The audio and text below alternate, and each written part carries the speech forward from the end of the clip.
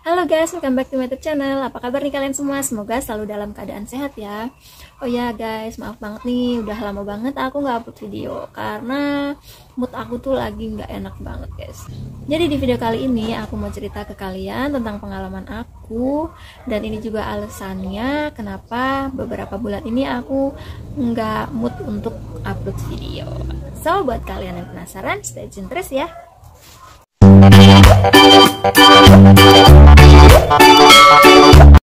Nah jadi sebenarnya di 3 tahun belakangan ini aku tuh lagi program hamil guys. Jadi aku nunggu hamil anak kedua, dan setelah 3 tahun program hamil, alhamdulillah di tanggal 3 Juni tahun 2023 ini aku positif hamil.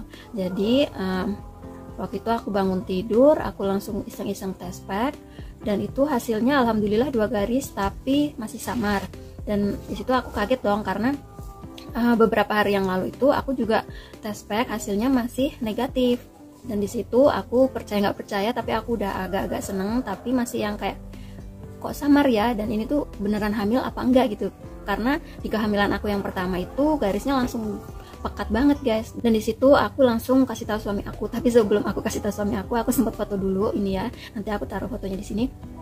Dan itu tuh suami aku yang kayak senang gitu, karena ini tuh bener-bener kita tunggu banget, karena anak aku yang pertama juga udah kepengen punya adik. Dan habis itu siangnya aku cek ke bidan, aku ke klinik, di situ ketemu bidan, dan di situ aku USG.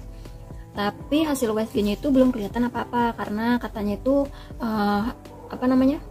masih terlalu kecil usia kehamilannya, masih terlalu dini gitu katanya untuk USG. Jadi memang belum kelihatan. Dan di situ disaranin untuk datang lagi 2 minggu. Dan setelah dari klinik, aku dalam perjalanan pulang aku mampir ke apotek, aku beli tes pack lagi nih guys, karena masih percaya nggak percaya gitu. Dan aku tes pack lagi, emang benar hasilnya itu masih agak-agak samar. Kemudian selama nunggu 2 minggu itu kan jadwalnya dari tanggal 3 Juni ke 2 minggu itu jatuhnya di tanggal 16 Juni. Dan selama nunggu 2 minggu itu aku terus tes pack sampai aku tes pack 5 kali guys. Saking senangnya, saking percaya nggak percayanya gitu, aku sampai tes packnya 5 kali. Ini ada fotonya, buktinya aku tes pack 5 kali guys.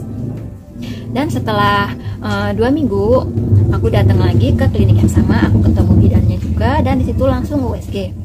Dan setelah di USG hasilnya ternyata masih sama, itu masih penebalan dinding rahim, belum kelihatan apa-apa. Jadi belum bisa memastikan aku itu hamil atau enggaknya.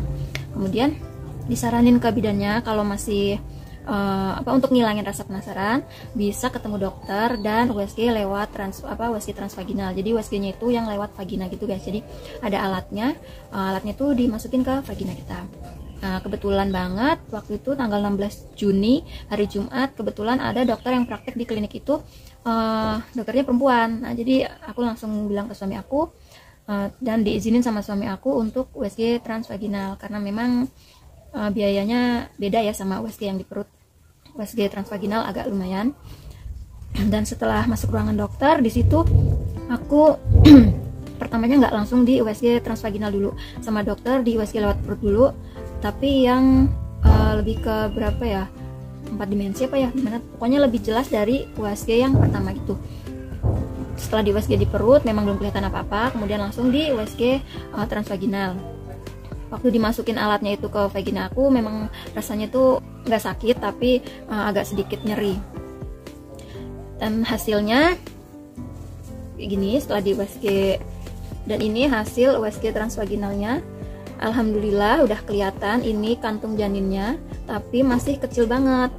Nah, jadi di USG lewat perut itu belum kelihatan apa-apa guys. Nah, ini lewat transvaginal udah kelihatan kantung janinnya segini. Dan kelebihannya USG transvaginal itu kita bisa tahu keadaan rahim kita kayak gimana. Terus dicek juga sama dokter, katanya alhamdulillah rahimnya bersih dan tidak ada miom ataupun kista. Jadi insya Allah aman untuk kehamilan ini. Dan disitu aku sama suami udah seneng banget ya, karena udah alhamdulillah positif hamil. Kemudian sama dokternya aku dikasih vitamin sama buku pink. Jadi aku disitu udah seneng banget karena alhamdulillah udah positif hamil. karena ini tuh nunggunya 3 tahun ya guys ya. Dan ini anak aku yang pertama guys, ini juga nunggunya 5 tahun. Jadi 5 tahun aku baru hamil, dan setelah usia pernikahan aku yang ke-6 dia lahir. Nanti kapan-kapan aku bakal ceritain di video selanjutnya tentang perjuangan aku hamil si Ataya. Oke, kita lanjut. Dan aku dijadwalin untuk kontrol lagi itu 1 bulan ke depan. Dan sesampainya di rumah, aku agak sedikit mengurangi kegiatan aku, tapi tetap aku harus antar jemput anak aku sekolah, dan aku ya kadang diantar sama suami, kadang juga naik motor sendiri. Dan itu kan waktu itu tanggal 16 Juni ya. Nah, tiba-tiba tanggal 19 Juninya itu 19 Juni pagi aku ngeflag itu di celana dalam aku itu ada flek coklat gitu guys. Nah, di situ aku udah aduh, kok ngeflag ya, aku bilang sama suami juga. Nah, tapi aku tetap positive thinking, aku mikirnya ini mungkin cuman flek implantasi gitu ya guys ya. Nah, jadi setelah flek itu aku bed rest nih teman-teman, karena ya agak sedikit was-was ya, karena flek itu kan apa ya, tanda-tanda nggak baik juga untuk kehamilan muda gitu. Setelah aku bed rest dari pagi sampai siang itu kok darahnya nggak berhenti, malah tambah banyak gitu. Setelah aku pipis juga malah keluar lendir yang bercampur darah, kayak orang menstruasi gitu loh. Jadi agak banyak gitu. Nah, di situ aku takut dong, dan langsung aku minta antar suami ke klinik. Dan sesampainya di klinik aku ketemu bidannya, disaranin untuk ketemu sama dokter lagi. Waktu itu kan sore ya, sore jam 4, sekitar jam 4 lebih, hampir setengah 5 gitu aku sampai kliniknya, dan disuruh nunggu dokternya itu datangnya jam 5-an. Tapi ternyata dokternya itu datangnya jam 6 kurang guys. Jadi maghrib itu dia dokternya baru datang. Jadi nunggunya itu agak lama dan lumayan pegel juga ya. Setelah masuk ruangan dokter, ditanya ini sama dokternya kenapa gitu. Aku langsung ceritain, gini dok, gini. Kemudian sama dokter ya udah tiduran, mau di USG lagi, dan USG-nya itu lewat transvaginal lagi. Aduh, aku mikirnya biaya lagi nih, karena memang biayanya itu nggak sedikit nih teman-teman. Dan setelah di USG transvaginal, hasilnya kayak gini. Ini itu kantongnya udah nggak bulat ya. Kalau yang pertama kan tadi bulat gini. Nah, yang pertama kan bulat. Kemudian ini USG yang kedua, USG transvaginal yang kedua. Dan ini tuh udah nggak bersih gitu loh guys. Tapi kata dokternya itu ini masih aman, nggak apa-apa gitu katanya. Kemudian diukur usia kantung kehamilannya itu udah 4 minggu 5 hari, sedangkan yang ini yang tanggal 3-nya itu belum bisa keukur usianya berapa karena memang masih terlalu kecil. Ini segini katanya itu 4 minggu 5 hari ya. Nah, jadi perbedaannya gini, ini yang flag dan ini yang enggak. Jadi rahimnya itu agak sedikit hitam-hitam, ini mungkin darah ya teman-teman ya. Kemudian aku diresepin obat penguat. Nah, jadi ini 30 ya teman-teman. Nah, dan apa namanya, untuk nebus si obat penguat ini itu butuh uang 700.000. Bayangin, 700.000 obat penguatnya. Nah, udah USG transvaginalnya lumayan, ditambah juga dengan obat penguatnya yang segitu. Jadi ya kalian tahu lah. Tapi setelah aku bayar dan itu mau nebus obat penguatnya, habis guys di sana itu di klinik itu lagi habis obat penguatnya, jadi harus nebus besok paginya. Nah, jadi aku agak khawatir dong karena darah itu masih keluar terus.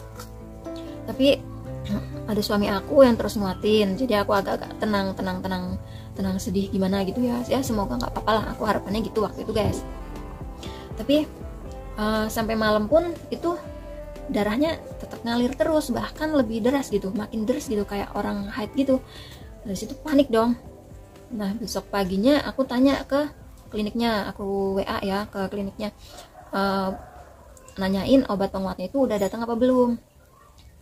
Dan itu tuh masih belum datang juga guys. Nah, terus setelah agak siangan aku tuh ngerasain kram mules banget. Mulesnya tuh kayak gimana ya, kayak orang mau ngelahirin gitu, mules banget. Dan aku ke kamar mandi, aku BAB, darahnya tuh makin banyak yang keluar, kayak persis orang haid gitu guys. Aku coba bed rest lagi, aku nenangin diri, terus aku ngerasain pengen pipis. Setelah aku pipis, ada yang keluar dari vagina aku guys. Itu tuh kayak semacam jaringan gitu, selaput, dan dia tuh masih ngegantung gitu di kemaluan aku, di jalan lahir ya, lewat jalan lahir itu. Aku pegang-pegang, ini tuh apa, terus aku pencet-pencet kok nggak sakit. Aku coba tarik, kok bisa ditarik. Ya udah aku tarik dong, dan keluar. Itu ternyata kantung janin guys. Itu benar selaput kantung janinnya. Di situ aku ya sudahlah, pasrah.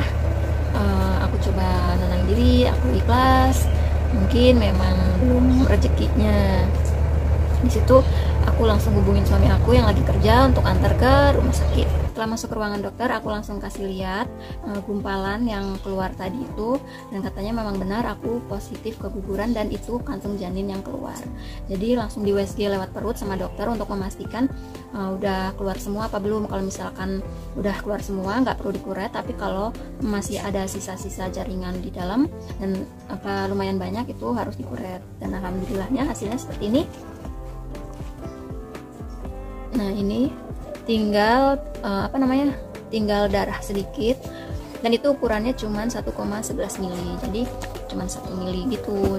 Dan dokternya juga bilang alhamdulillah ini nggak perlu dikuret, cuman dikasih obat aja untuk ngebersihin.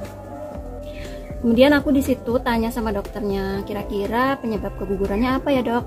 Dan di situ dokternya jawab, katanya kalau sekitar umur segini biasanya karena ada ketidakseimbangan hormon. Jadi antara sel telur dan sel sperma itu ada yang nggak bagus.